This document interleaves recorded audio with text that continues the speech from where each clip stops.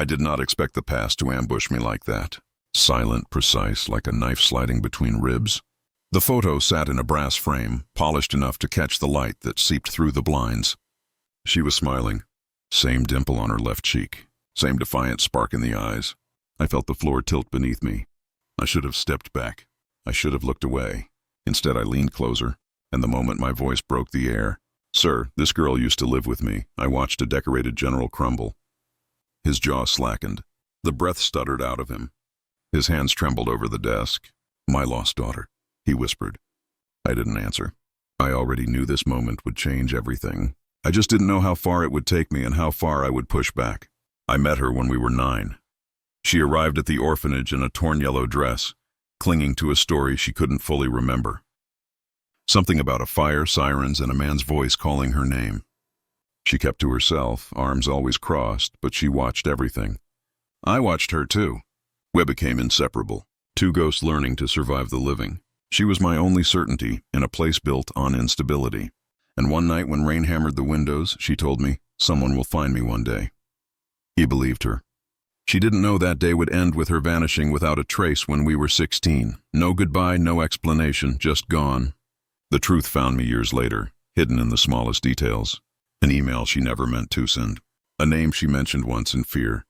A shadow trailing me whenever I asked too many questions. Patterns emerged. Stories didn't align. People lied. Then I learned the one truth that turned my blood to ice. She hadn't left me. She'd been taken. And the man responsible for it had built an empire of lies with military precision. General Marcus Heldon, a man who kept secrets buried under medals, a man who thought orphans didn't fight back. But I didn't react, not outwardly. Not when I confirmed she was missing. Not when I found evidence she had been hidden, transferred, moved like contraband. I didn't go to the authorities. I didn't scream. I planned, cold, methodical, patient. I traced financial trails he assumed I would never recognize. Shell foundations, forged adoption papers, private contractors hired off the record. I studied his patterns until I could predict his next breath.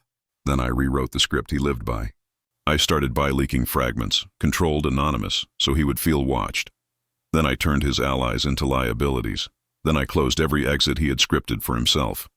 Every step tightened the noose, and he never even saw me pull it. So when I was assigned to audit his office today, I walked in prepared. I knew what I needed to find. I knew what would break him.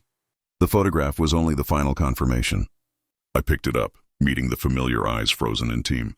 "She lived with me," I murmured. His world shattered. He staggered back, color draining.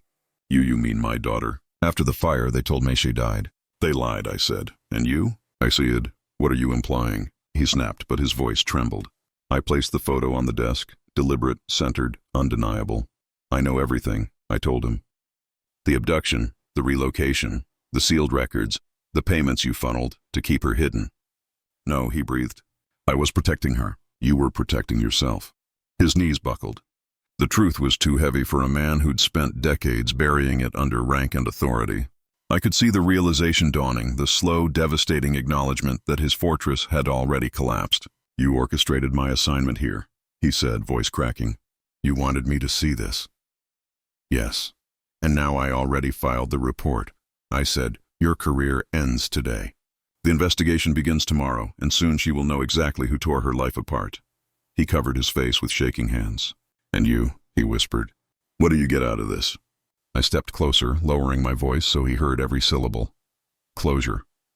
When I walked out of his office, the air felt different, lighter, like a storm finally breaking. I didn't feel guilt. I didn't feel doubt.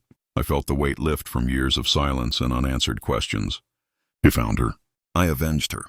And now, for the first time in a long time, I could breathe. He built a life on the ruins of ours.